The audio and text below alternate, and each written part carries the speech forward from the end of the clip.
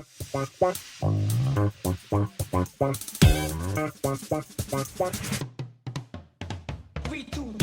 very excited. Guess what? Today, guys, we're not going to do a bingo because we have other things that I need us to pay attention to. And instead of starting with a bingo, we're going to start with a poll. I really like starting with a poll to get you guys involved immediately. So yesterday, we talked, one of the polls was well, there were two polls. One was like, how would you want to go out if you're killed by a dino? And the other was if you had to ride an extinct not dinosaur to work or school, which one would you choose? And so along that same vein, I thought I would start today by asking you guys, of these four, I'm going to share my screen right here. Of these four dinosaurs, I'm going clockwise from top left, Ardonic, Coelophysis, Dimorphodon, which is not a dinosaur, flying reptile, and Cryolophosaurus, which one would you most want as a pet? Ardonic, Coelophysis, Dimorphodon, or Cryolophosaurus? Now think about the space you have to keep it, kind of the type of companionship you're looking for.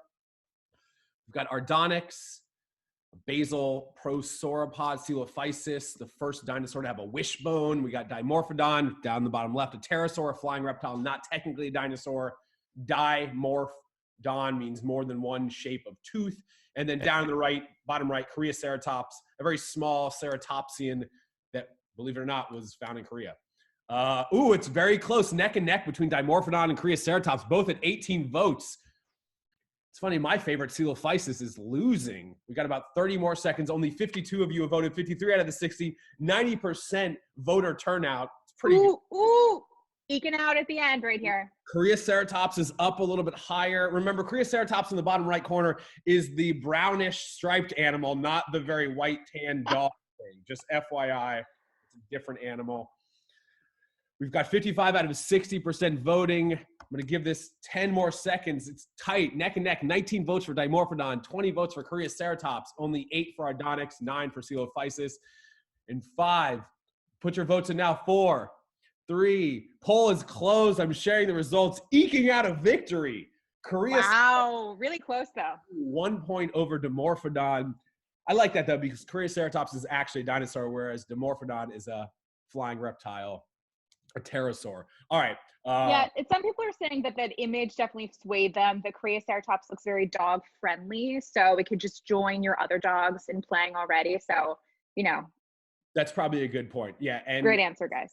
Ardonyx is pretty big. It might be unwieldy. You got to feed it a lot. Coelophysis, fun, cool, but may turn on you and eat you at some point. And it'd be really hard to train a Dimorphodon. I think it could just fly away at any point. So I think you guys have made the right choice with Cryolophosaurus. Well done. That is our poll. We don't have a bingo for today. You'll see why in a little bit.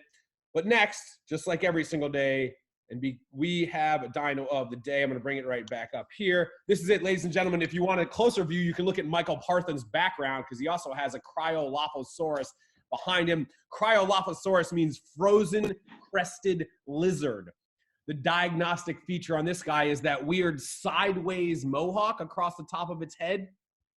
Now, the reason why I chose our frozen crested lizard, it is one of the very few dinosaurs that have been found on Antarctica. And today we're going to talk about Antarctic dinosaurs. So this is your dino of the day. For a little size, it's about this big.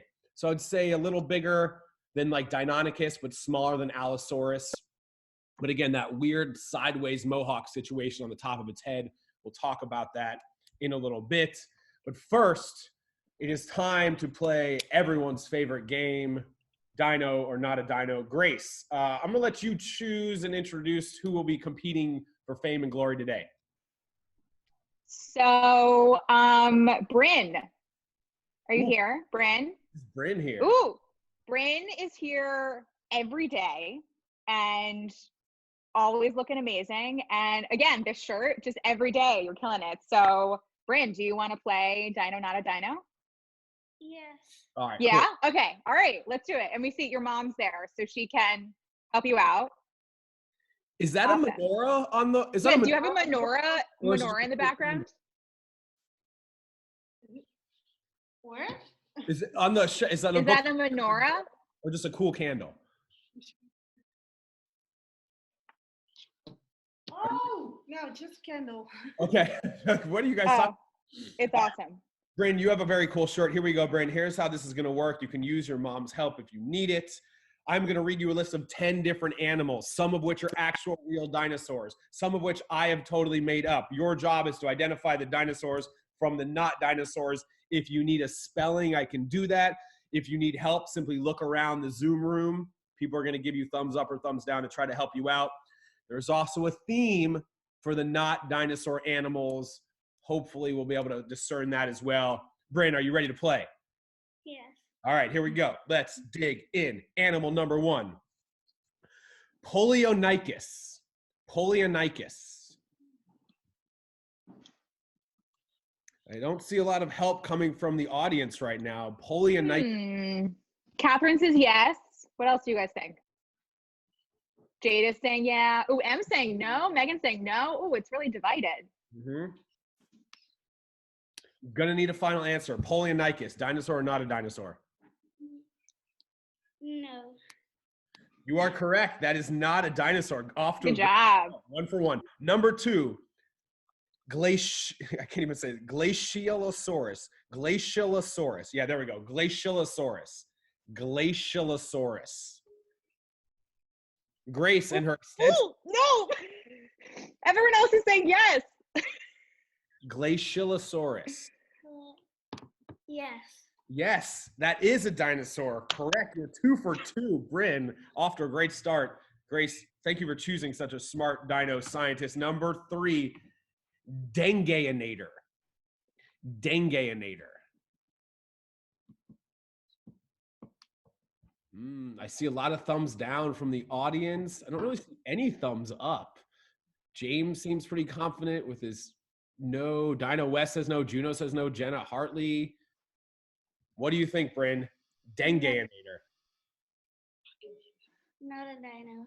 Wow, 3 for 3. You're correct. Dengaeanator, Awesome. not a dinosaur. Next, Morosaurus. Morosaurus. I like that she's doing her research consulting with other scientists in the room. Morosaurus. Yes. That's Yeah, a dino. wow, 4 for 4. I maybe need to start telling people not to consult with other dino scientists because you're crushing it. 4 for 4. Next, Protocoleopteryx. Protocoleopteryx. Oh, lots of thumbs down. Protocoleopteryx. Not a dino. Bryn is going, no, not a dinosaur. You were 5 for 5. Wow. Bryn, do you have any idea what the theme for the not dinosaurs is? Not yet. It's okay. Maybe we'll figure that out as we go. Here we go. Number 6, Trinosaura. Trinosaura.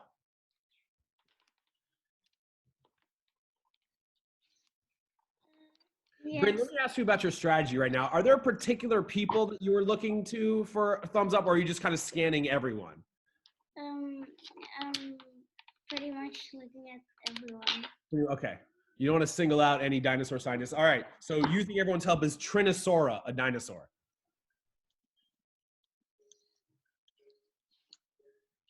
I'm going to find, yeah. Wow. Yep. Trinosaura is a dinosaur. You're now 6 for 6. Next. Ooh. Ebolops. Ebolops. No, you know immediately, Bryn. Bryn's going no. Final answer? No. It's not. You're saying yes or no? No. No. Wow. All right. You are correct. You're 7 of 7. Keeping it rolling here. Polar Ornis. Polar Ornis. Ooh, some enthusiastic thumbs up.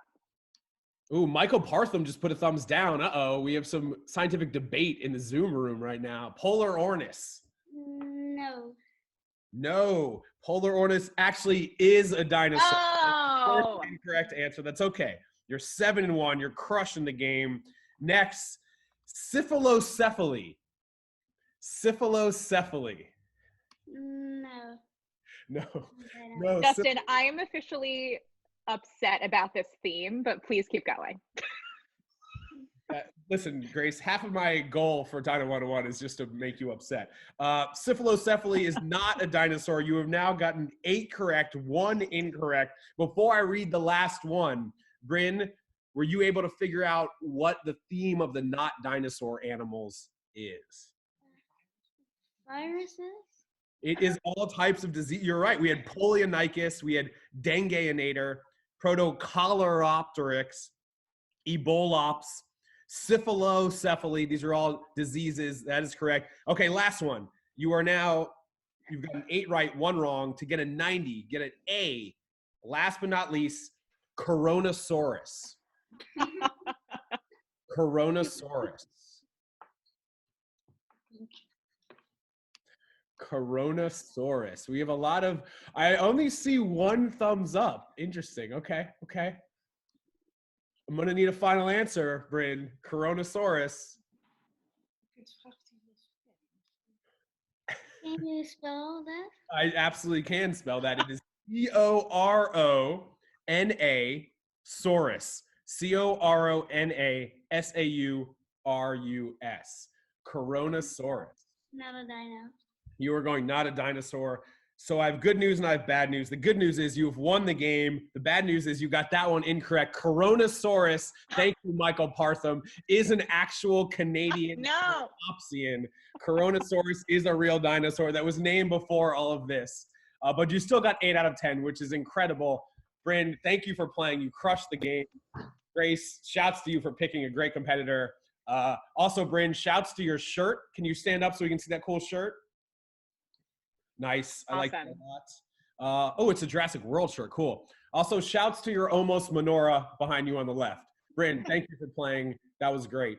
Grace, I might have you choose our guests from now on. You did great there. I want to say that I also chose Natty, who got 10 for 10. I've got a good eye for these young dino experts in our Zoom room. Yeah, you're like an up-and-coming dinosaur scientist scout. I love it. Yes. All right.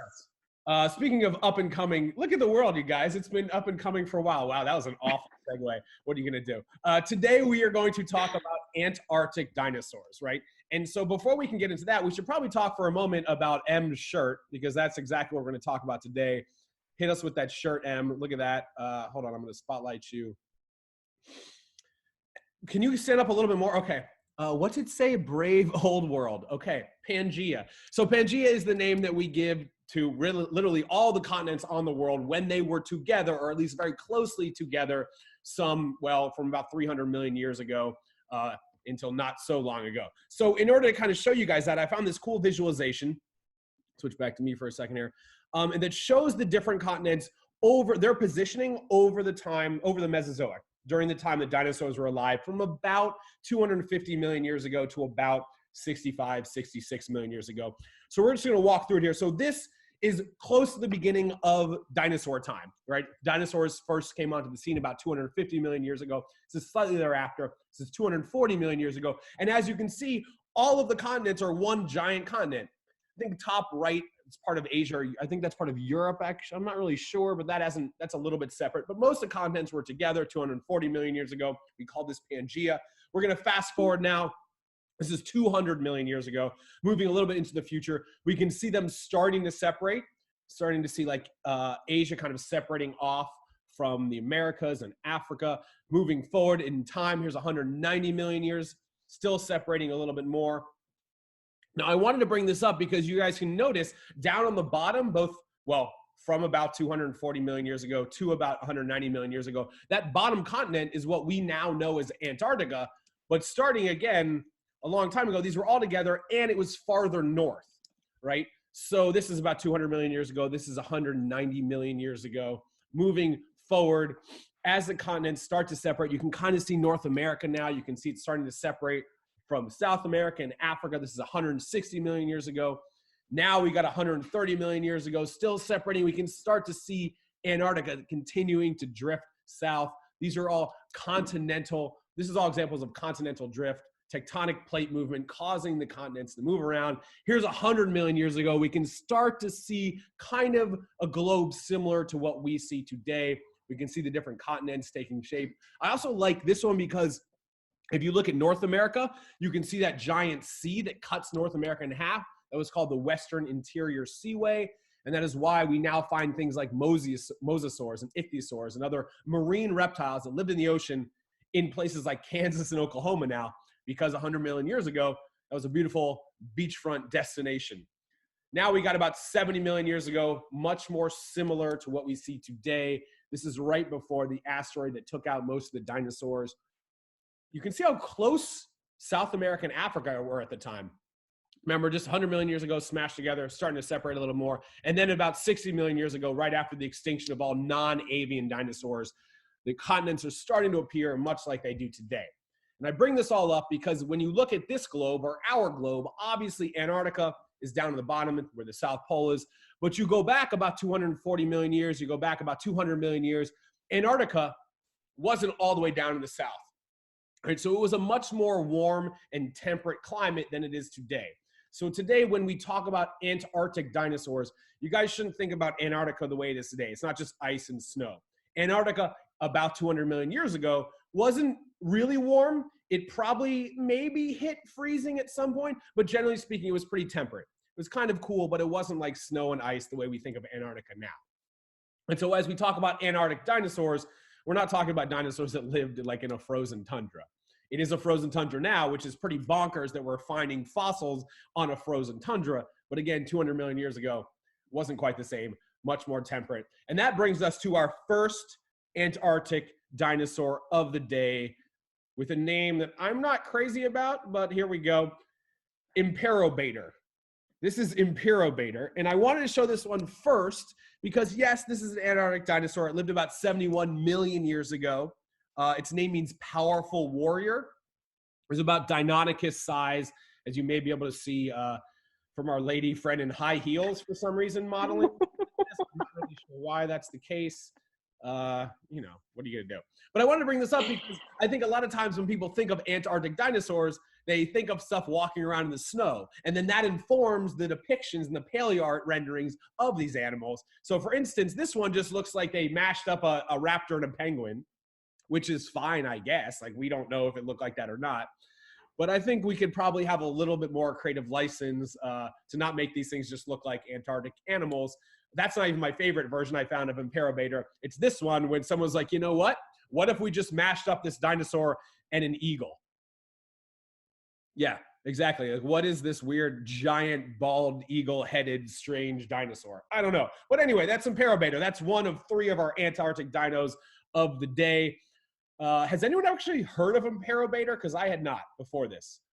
No one? Martin had. Martin, I assume there's just like the Princeton Field Guide for dinosaurs just in your head all the time. So of course Martin had heard of it. That's fair. I had not until last night when I was doing the research. The next 2 Antarctic dinosaurs I have heard of, and they have, I think, cooler names. So check out this one. This is our second Antarctic dinosaur, ANTARCTOPELTA. ANTARCTOPELTA, which is a really cool name. You may recognize it because it looks a fair amount like other ankylosaurs. Technically, it's a nodosaur, which is similar to the heavily armored ankylosaurs. Obviously had armor as well. It's a little bit smaller, though. I don't know why this guy had to pose naked in red for size scale, but here we are. So this is ANTARCTOPELTA. It was nodosaur, as an herbivore. It had osteoderms and spikes. Remember, osteoderms are bones embedded in the skin. They're not actually part of like the skeletons that it's attached. So it's just like almost like a bone that's floating in the skin or protrudes out. So that's what those osteoderms and those spikes are. This thing also is relatively recent. So 72 million years ago. It's about 13 feet long, you can see here. And it was actually the first dinosaur ever found in Antarctica back in 1986. It's actually not the first one named, but the first dinosaur remains found in Antarctica are this guy who may have looked like this, which I like this image because I like these kind of like sauntering away, throwing some sass, looking back over his shoulder at you. One thing that's totally speculative here, we don't know if they had a tail club. You see this one's depicted with a tail club like many ankylosaurs. We're not really sure at this point if they had it. But the cool thing it definitely did have, well, there's 2 cool things. One, I want to show you this because we often don't see like nodosaurs and ankylosaurs reared up, like trying to get food. We always see them just very low to the ground, sauntering around. So I like that they kind of chose to depict this one a little bit differently. But you can kind of see the spikes that are coming out from under its eyes. I read two different sources. One said those spikes were just above its eyes, like kind of like little eye awnings. Others said it was right below. Either way, they had like eye spikes, which is pretty cool. Pretty cool because it was Antarctica, so it was cooler, literally, technically a little bit colder. Anyway, that's Antarctopelta. A very cool Antarctic dinosaur, but for my money, not the coolest Antarctic dinosaur. Grace, and I don't mean just temperature-wise. Grace, do you know the name of the coolest Antarctic dinosaur? In fact, the first carnivorous dinosaur ever found in Antarctica. Do you know the name? I don't. We've mentioned it right at the top. Oh, it's the dino of the day. It absolutely is the dino of the day. Well done. Which is called Cryolophosaurus. Pronounce that one more time. Cryolophosaurus. Cryolophosaurus. I was pretty close. Pretty close. Do you remember what its name means? I don't know why I'm giving you a hard time, Grace. Oh, frozen dinosaur. Frozen spiky head thing dinosaur. Yeah, it's a technical term. No, I mean frozen crested lizard. Frozen crested. I get a B minus. That was pretty good. Just a B. Okay. B minus. So again, let me stop the share for a second. So Michael, I'm going to bring up Michael's background because Michael, can you tell us? I'm going to just do this for a second. Why is it not being unmuted? That's weird. There we go. Michael, what is behind you and where is behind you? This is a recreation, a model of Cryolophosaurus. There's an exhibit that's going around the U.S. Well, not right now, obviously, but it started in the Field Museum. It's based on all the Antarctic dinosaurs that have been found. Well, not all of them, just a few prominent ones, Cryolophosaurus being one. There's also a mosasaur and a couple other things. This is the model. They actually have a full skeleton as well. I've actually been to the Cleveland Museum because they're doing the ultimate dinosaurs, and Cryolophosaurus is a part of that exhibit as well, which is all the dinosaurs from Gondwana. It's called Ultimate Dinosaurs? Yes. Cool. Very cool. Hold on. I'm trying to bring up one last thing. Where is this? Yeah, I believe it wasn't. The Field Museum built that. And then it went to the Natural History Museum, LA. I'm not sure if it's there still. You said you don't think it's still there? It's in North Carolina now. It already finished its 6 months in LA. Okay, cool. Oh, I found what I was looking for. I think. Why is my computer glitching like this? Wow. Give me one sec. There we go. All right. You guys know that we found dinosaurs in every single continent, hopefully at this point. We've talked about this. Every single continent we found dinosaurs on because, well, like you guys saw on the maps before, Pangea was one giant continent, so it was very easy for animals to diversify and occupy different ecological niches and different environments. But Cryolophosaurus was the first carnivore we ever found in Antarctica. And so it's funny though, because the discovery site where it was found is 400, it's in Antarctica, but it's 400 miles from the South Pole. But at the time Cryolophosaurus was alive, it was 600 miles further north.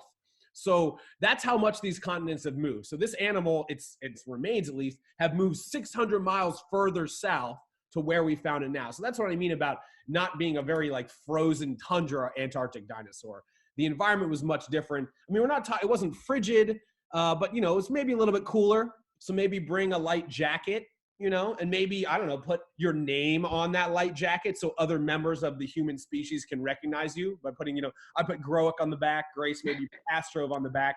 And the reason I bring this up is this is exactly why scientists think Cryolophosaurus evolved this very weird, cool, like sideways mohawk. We think it was for intra-species recognition, which means it's a feature that may be slightly different amongst individuals within one species, but it's a way that those same members can identify each other within that species. It's called intra-species recognition. Intramurals are like sports within your school. And so intra-species is within that one species. We think they use that to recognize each other. And I love the different interpretations of this guy I've seen. I should have mentioned, obviously this is in the Field Museum. I ran into one of these guys in Central Park a couple of years ago. It was pretty weird. It was a very interesting day. Yeah, so that is another iteration of what we think Cryolophosaurus may have looked like. This one is pretty bonkers, like hyper color for sure. I love how scary this is, but you can see the different little, I wouldn't call them frills. I'm not sure. So I'm just going with sideways mohawk. We're calling it a sideways mohawk, which is a really cool feature. We think, again, that allowed them to recognize other members of their own species. maybe members of their family, maybe simply a way to try to woo mates. We're not really sure. So, speaking of things we're not really sure about, I'm not very sure. I'm really bad with these segues today. I'm not really sure where everybody is. And I realized that for this Zoom thing we're doing, we just basically sit here for an hour, right? So I was like, how do we mix this up? How do we make this a little bit more interactive? Get the blood flowing like we did that one day with the dinosaur dancing. So I've never played this game. I'm hoping you guys bear with me as we prototype this game today. Before I tell you how this works or what it is called, I'm going to take a quick second to figure out who I think should play. I'm going to pick people I know pretty well, just because if this goes south quickly, I know they won't be too mad at me. Let's see. I think I want Jada. Jada, are you willing to play this game? I think, okay, it's not just people I know, it's where they are, and you'll see what I mean by that in a little bit. I'm wondering who else we might be able to get to play. You know what? I want Rob to play. We're going to get Rob to play. All right, so Rob. Okay, Rob is spotlighted. We got Rob, we got Jada. Jada, Rob, are you guys, let me unmute you. I want to make sure you are ready to go. Rob, are you ready to go? Grace, can you unmute Rob? Yep. 1 second. Huh? All right.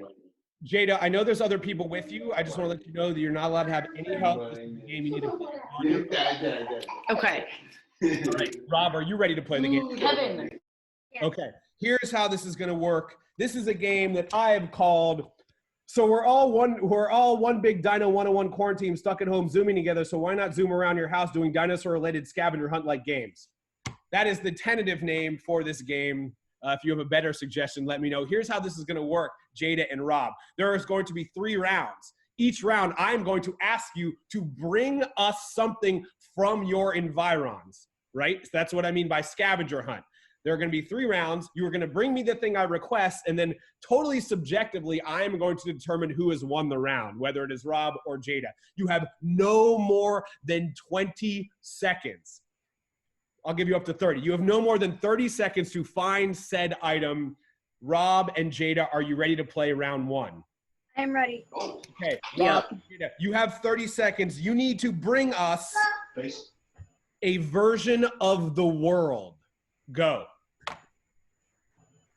And Rob is off, and Jada is off, and she's running around the corner. What's the time limit here? Do they have like 15? Bring us a version of the world. 30 seconds. Bring us a version of the world, a globe, Right. map, something. This is a Pangea theme. That's the point. A version of the world. Rob looks a little frustrated. He's looking around. Jada seems to have a book. She's coming back. All right, 10 seconds, guys. 10 seconds. Left. Rob is furiously darting around his room. Natty, you might be able to play next time. I wanted to pick people who I thought had a whole house of stuff. 3, 2, 1. Sit down. Okay, Rob, I said bring us a version of the world. Well, back in this is what lived in the world. Okay, that is what lived in the world. Those seem to be dinosaurs. Jada, what do you have? I have the ocean with a shark in it. Okay, so I thought you guys would bring a globe or a map or some picture of from. All of my stuff is in storage. That's why this game is hard. All my stuff is hidden Rob, away hold from that up again. Rob and Jada, hold up what you've brought. I'm not sure who's going to win this round. Grace, I'm going to actually go to you subjectively. When I say bring us a version of the world, Jada has brought us a shark in water. Rob has brought us simply a dinosaur book. Grace, who does round 1 go to? I mean, I'm kind of going to go with Jada because the ocean is a version of our world right now. And so it's a little bit closer to like a map because it's a picture of the ocean. That's fair. I don't know. So Jada, you have won round 1. That's okay. Rob is gone. Rob, where'd you go? just putting back the book on my bookshelf. You had to return the book back to its proper spot in the bookshelf. That is fair. All right, that was round 1. There are 3 rounds. Still anyone's game. Round number 2, however you want to define this, bring me the best dinosaur. 30 seconds, go. Those of you who are still here listening, I have absolutely just straight ripped this game off of my favorite podcast, Love It or Leave It. Just throwing that out there. So you have 15 more seconds. Jada seems to have brought something, waiting for Rob to come back. What is Rob going to have? Jada, you won the first round, so I'm going to go to you first. Can you tell us what you have brought as the best dinosaur? So I have, first of all, he's wearing a T-Rex on a skateboard on his shirt. T-Rex if you on a can see skateboard. it, I know. you know. Okay. And he also roars if he will cooperate. Keelan, what does a dinosaur say? Say roar! Really? We have no evidence to suggest they actually made that sound, so I would be quiet because you're losing points right now. No, I'm kidding. Rob, let's see what Rob's got for the best dinosaur. What are you holding up there, Rob? Uh-oh, Rob's on mute. Let me unmute. Kind of an old version of a Spinosaur. Why do you think Spinosaur is the best dinosaur? I think it's neat that recently we found out that it had like a fish-like tail, and that it's subjected to both land and sea, which I really like that kind of concept for a dinosaur. Yeah. So that's why I think Spinosaur is kind of my favorite. Yo, Awesome. you told that. I don't even need Grace's help. You've won round 2. I love a dinosaur. Yeah. Listen, Jada, I love a dinosaur riding skateboard, but Spinosaurus has been in the news. We just talked about it. Spinosaurus is arguably the best dinosaur. So, Rob, you have taken that round. First round goes to Jada. Second round goes to Rob. This is the last round. This is for all the marbles. Whoever wins this round wins the game. Are you guys ready for round 3? Yes. All right. This one is a little bit complicated. It's a little bit tough. Because of that, I'm going to give you 35 seconds. For round 3, bring me all the beans. Bring me all the beans. All of them. Let's see who can bring us back more beans. This is a quarantine game because we all have beans in our houses during quarantine, obviously. I'm excited to see who's going to bring us more beans. This is so dumb. I love it. All right, 15 more seconds. 15 seconds to bring us all the beans. Neither one are back yet. Who knows? I feel like Rob probably ran to the kitchen. I wonder if we're going to get like canned beans, bagged beans, baked beans, beans in soup. We'll see how or some bean water would be nice. We talk about bean water a lot. Bring Love us some all bean the water. beans. Jada is back. Let's look at Jada. Jada, hold up. Rob, we're gonna disqualify you. Where are you? Rob has like 10 seconds. Hold them up, Jada, while we're waiting. Rob is like no seconds. We're done. Jada, let's see those beans. Ooh, These are ground up beans. some coffee ground beans. beans. We got I ground also have green beans green beans. and chili. All the beans. Okay, let's see what Rob has brought us. Rob, what did you bring us? Beans. A can of Oh, kidney beans. Okay, I mean, I 100% have a winner. I don't know how you feel, Dustin. so I mean, I really appreciate that Rob brought us back a bean named after an organ that helps purify our urine. But Jada brought 3 different types of beans. All the beans. And she brought everyone's favorite bean, the ground bean water coffee bean. Yeah. Over time, we got coffee beans. You've got green beans, right? And hold up Yep. the green beans. And what's the last one? Chili beans. Green beans, chili beans, coffee beans. Rob, thank you for playing. But Jada, you have won our inaugural version of So We're All One Big Dino 101 Quarantine stuck at home zooming together. So why not zoom around your house doing a dinosaur-related scavenger hunt-like game? I just darted around to the downstairs and grabbed beans. No, Rob. Only you- beans I could find, just like mine beans. Rob, those are good beans, but I did say all of the beans, and I don't think one can is going to cut it for all of the beans. You guys both played very well. Thank you for playing. Maybe we'll play that game again. Grace, as a surprise and as a game, 0 to 10, how do you feel about that game? I liked it. The surprise had nothing to do with me, so that's an ideal surprise. And yeah, I thought it was it was good. Yeah, good job, guys. Now that we've had time to process our beans and our questions and our comments, Grace, do we have any questions or comments from the group before we get into our drawings? We do. So Dave had 2 great questions. He wanted to know, do these Arctic dinosaurs need fresh water, and how do they get it? And also for the dino of the day, were they pack hunters or did they rarely see each other? Great. Okay, so for the second part, as far as pack hunting go, I think we've only found 1 specimen of Cryolophosaurus, so we don't have enough info to like try to even make guesses about whether or not they hunted together or lived together, moved around together. So we just literally have no idea yet. maybe we'll find more. Secondly, about the frozen water, remember again, Antarctica, especially the time of Cryolophosaurus, because like, actually, let me bring this up. Remember, Cryolophosaurus was 190 million years ago, which is, oh, there we go, which is like this, right? And so you can see Antarctica is further north, and we keep finding fossils, at least in Antarctica, in areas that were fluvial environments or near water. So we think that they lived in much more temperate, almost like water or beachside, oceanside areas. So we definitely would have had a warmer climate and B, lots of fresh water around. So it's not like they're stomping around like needing to break up ice to be able to get water. So it's a much warmer, temperate environment. Again, maybe kind of chilly during certain parts of the year, maybe getting down to freezing, but not like a frozen tundra like we think of the South Pole now. Cool question. Catherine wants to know, how are paleontologists finding and digging up dinosaurs in Antarctica? Very carefully. I imagine it's a little bit more difficult than like in dirt. Yeah, probably very carefully wearing warm clothes. There's a place called, once you find certain dinosaurs in certain areas, it's a good place to keep looking. And I'm not sure how or why they found the original ones, but once you've done that, it's a great place to start, right? You don't have to think about, oh, where do I go to try to find more? We already know there are some in this spot, but I'm not really sure. I know it's probably a lot harder and more arduous because A, of all, it's an environment that's the most like Mars on this planet. B, it's often very cold, and C, it's hard to get there, right? So I imagine we haven't found as many there, A, because of the environment, and B, because of the funding and to get there and the difficulty of actually finding stuff. That's why I always say, like, we found more dinosaurs in North America than anywhere else, simply because that's where we've been looking, right? And we know there are a lot there, so we keep on funding that. But as we fund more research in Antarctica, maybe we're going to find more dinos there. Don't really know.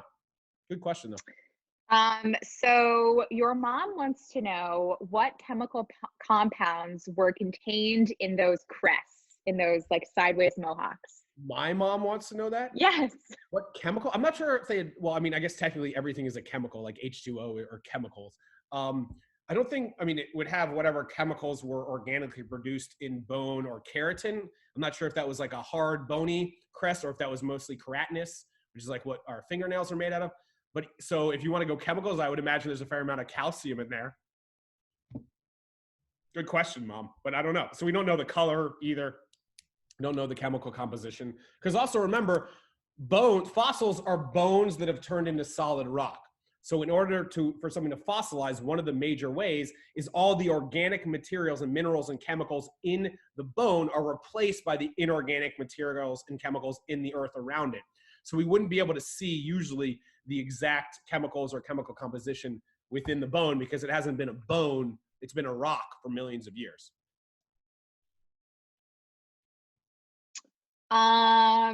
Yeah, that's it for questions. Michael, did you have a question? Your hand is up. No, he wanted to share some facts. Michael, do you want to message them to me? It's more something I should talk about because I did a little bit of my own research on Antarctic dinosaurs.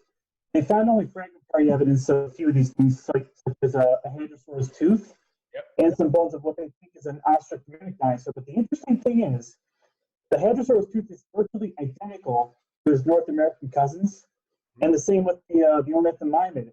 So to sum it all up, the weird thing about some Antarctic dinosaurs is they weren't all that weird. No. And one other thing is, if you've watched Walking with Dinosaurs, there's that one about dinosaurs in the Antarctic and the family of Leonosaura, and at one point they're sort of hibernating through the winter. Mm-hmm. They actually look at the bones of Leonosaura, and compared to polar bears who do hibernate and have those like growth rings like trees where they slow down during their hibernation, the Leonosaur really didn't slow down. They had a constant fast rate of growth. And they think the reason is they also studied its brain and saw that the optical lobes in its brain are very large, meaning it could see in the dark. So during the darker months out of the year, or when it was maybe colder, it may have stayed very active and been able to see whatever it was looking for. Cool. Love trying to reconstruct paleo lifestyles. But that also brings up a point I forgot to mention specifically. One of the ways that we study not only the physical, like geological evolution of the planet, but the life, the biological, is using Pangea. Because like, for instance, if you look at this image here, it's 130 million years ago, South America and Africa were still together. And so now we see a ton of different animals and plants from the same time, basically now in totally different continents separated by an ocean. But if we turn back the clock, we can see these things were living in the same environment before they had split apart. And that tells us a ton about the evolution, not only of the plates moving, but of the animals and the plants there before those continents split apart. So Grace, we are at 12:40. Oh, go ahead. Yeah. Yeah, I've got one more question, or like a suggestion type thing. Richard was saying, do you think it's possible that the crest has the same properties to regulate temperature such as the Stegosaurus sails, since it's in a more colder environment? We don't have any evidence to suggest that. I don't know enough about the crest itself. I know with like the Stegosaurus plates, because we have enough and they've been so well preserved, you can actually see where channels of blood vessels were crisscrossing the bone very close to the skin. And that's the whole point with the whole thermal regulation thing. You put big blood vessels near the skin, air hits them, it helps you cool down, or you turn them towards the sun, helps you warm up. So I don't know of any evidence for that in that like sideways mohawk. So it probably, plus it's very small, right? It's just one little small one. So if it was for thermoregulation, you know, that'd be like having like a tiny, like 500-watt air conditioner for an entire mansion. I don't know if that is quite, I don't think that stands to reason. Got it. All right, that's it. Yeah, cool. Great. Okay, so a couple of points of business before we get into your drawings. First of all, I would love to know, and you can just put this in the chat box because I didn't make a poll. Did we like our scavenger hunt game? Should we continue iterations of that tomorrow moving forward? Give me a yes or a no in the chat box. That'll help us, try to make this more fun and different every single day. That being said, we do this every single day. If you want to support Dino 101, throw us a couple bones. My name on Venmo is simply Dustin-Growick. PayPal, it's dgrowick@gmail.com. And without further ado, I'm ready to see these general side froze paleo art renditions. I call them general side froze because it's a bad name. It's not good. It's not good. All right. And guess what, Jada? I'm going to unmute you because you have you won the game, and B, you're on the she's a little busy. She's on the phone during Dino 101. She's a little busy. Like, I gotta go. I know, I'm good.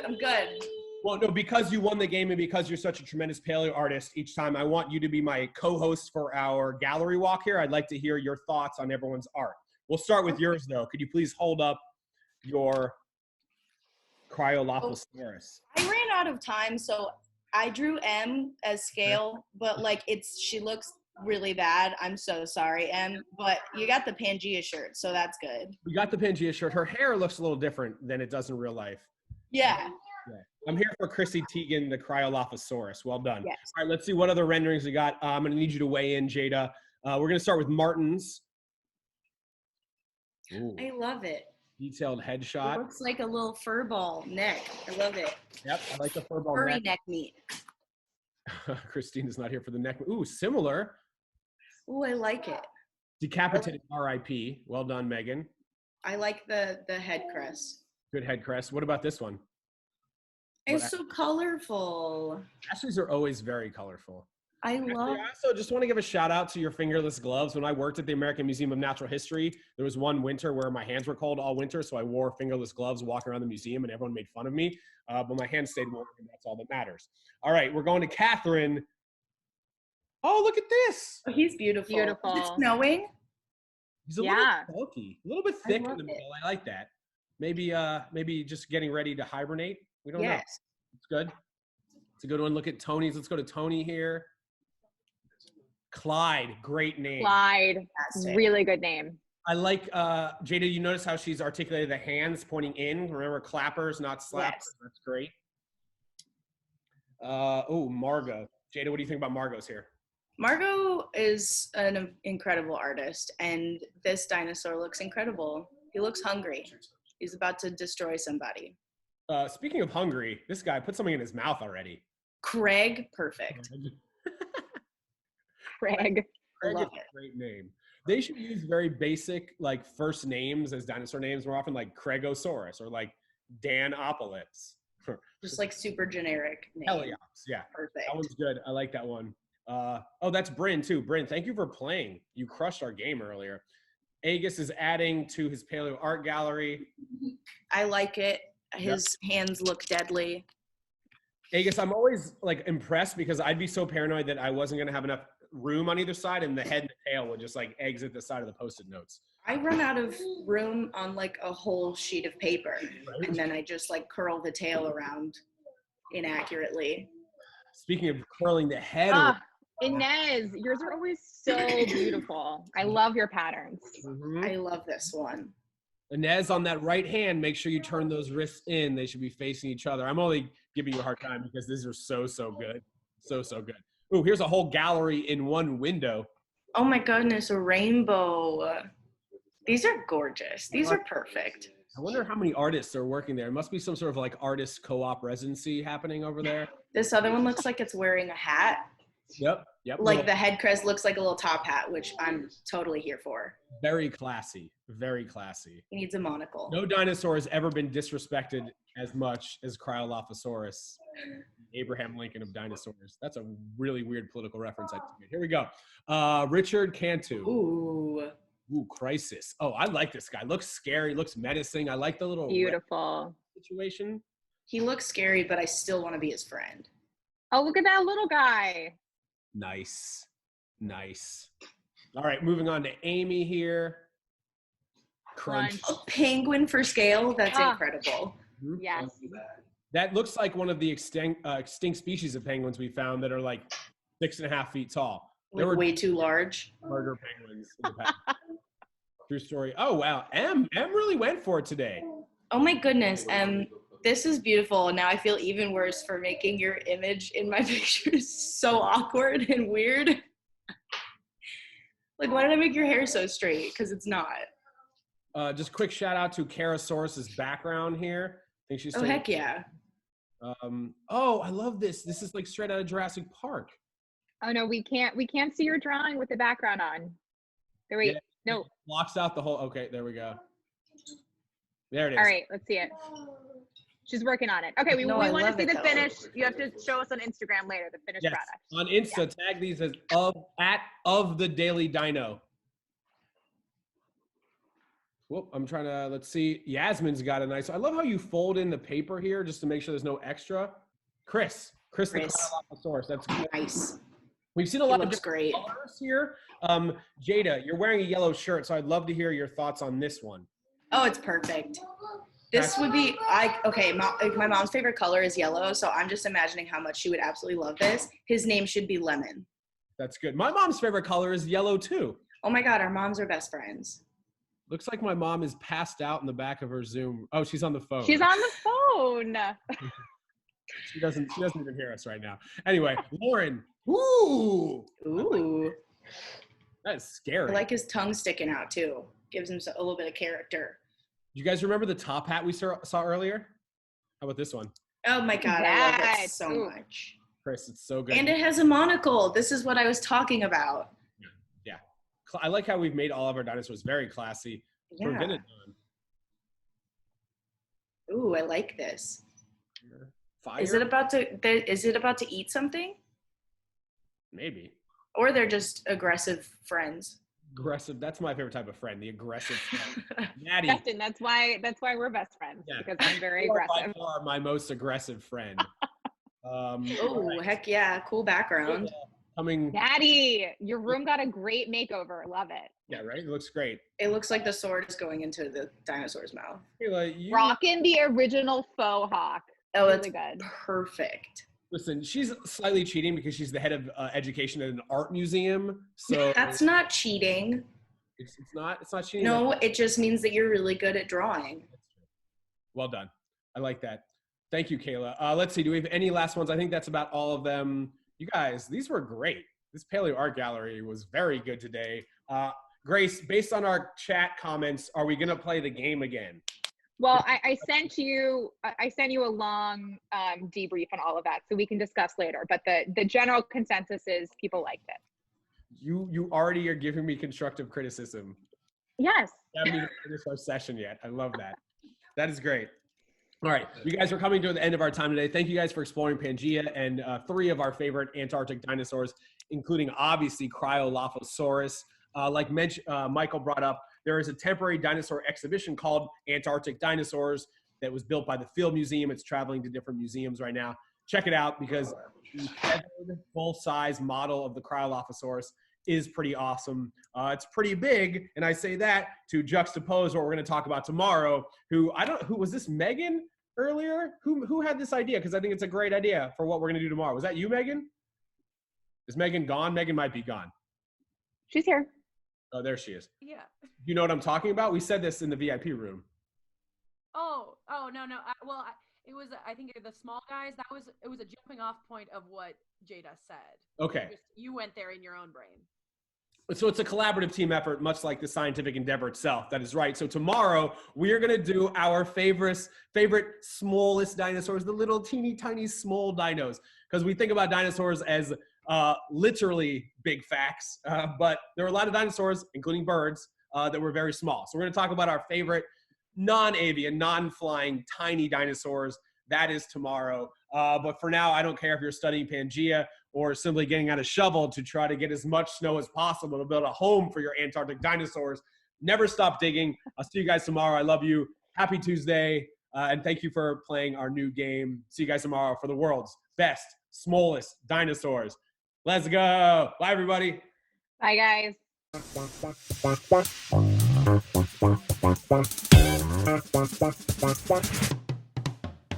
3, 2, 1.